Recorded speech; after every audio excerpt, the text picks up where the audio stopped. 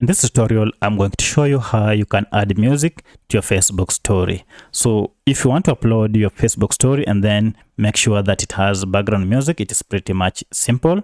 First, head over to this create story and then go ahead and choose the image or the video that you want to upload. For my case, I'll choose this image and then add.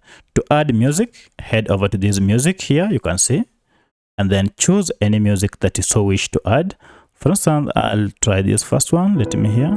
It might not happen today. Great. So I'll select this. I'll just go ahead and tap on it. It might not happen today.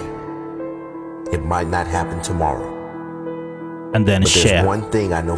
And now it has been uploaded and shared. So if I go ahead and tap on this Facebook story, I should be able to see it and also hear the background music. So let's go ahead and try.